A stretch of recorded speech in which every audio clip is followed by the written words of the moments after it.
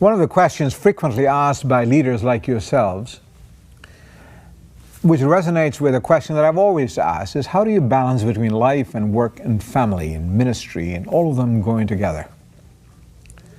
It seems like we could somehow separate them and compartmentalize them and see boundaries between them. In fact, great books have been written about margins and boundaries. There is some wisdom to it, but real life does not happen that way. I've got some difficult news for you before I give a suggested direction. You'll never be able to balance those 3 or 4 dimensions of your life. Your personal life, your work life, and your family life. Because there's no such thing as perfect balance. You'll get it when you go to heaven, but while you're on this side of the earth, there is no such predictable, perfect balance. So I'm very sorry to disappoint you. But balancing them is more of a possibility because there are seasons of life, there are times of pressures in one aspect, and hopefully they will not be complicated by other aspects so that all of them blow up at the same time. So an ongoing balancing act is what we would like. So instead of thinking of work-life separation, think of it as work-life overlap, of integration, all around the spiritual core. If you're spiritually healthy, the other spheres fall into their place. But do not make your spiritual core simply one of the many spheres of your existence.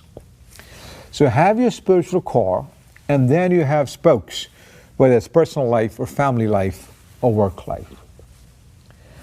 Which means you are dynamically dependent on the leadership of God's Spirit to lead you at any given time on any issue that needs your attention, for which you must take responsibility and act. A personal recommendation to you is to simply have a notebook. This is a schoolboy's composition notebook. I wrote in it this morning, even as I was preparing to be here.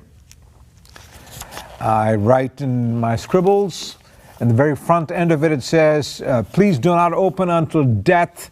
My wife assures me they will not open it even after I die because my handwriting is so badly. It has got my date when I started this notebook. And when I finish out with the date. It also has my email and phone number in case I lose it and somebody would be kind enough to call me and say they found the book. But this is how I approach this work-life integration balancing. 3 kinds of approaches. One is in prayerful dependence. Take the complexity of your life to God. He is the author of dissolving complexity and allowing you to segment and simplify life. Everything inside you is asking for simplicity. And since God is one and He is single, simple in His essence, He would love for you to grow into that kind of singleness and simplicity.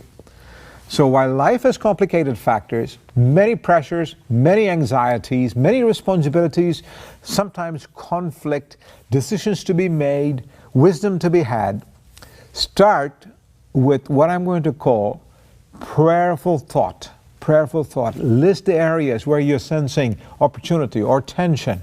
Write them down.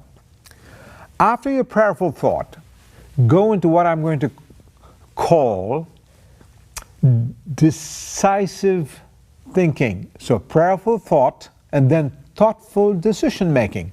You have to prioritize what needs to be done today and in the next month and in the next quarter. Especially if you're running a company which has to report values every quarter is such a difficult circumstance.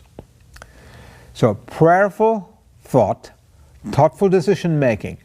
But even that's not enough. I also write decisive actions that I must take this particular day. Now, I do not want to get into time management tools and to-do lists and so on. I have them. And I will recommend them to you. You'll have to find all those things. But we're addressing the larger question spiritually, not tactically and technically, on the balancing of life, work, and family imbalance and pressure. Address them spiritually with God, who takes our complexity and simplifies them for us, gives us wisdom as to what our next action should be, and then act on them. Nobody lives a perfect life. I've lost in many, many ways, but I'm grateful that even my losses are turned into gain because of the one who's planned it all. And he can think long term while he's thinking short term, and I can only see short term. And he will bring those things to pass, even as Proverbs 3 and Psalms 37 says.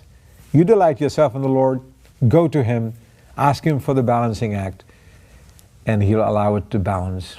He will even create time for you, as he has done for me, just because I asked him. But I was too busy. Life was too hard. I said, Lord, would you create some time for me to get this done? He's done that before. In terms of all reality, he can do that in your life as well. So keep balancing. Don't look for perfect balance. That'll come in heaven and his own good time.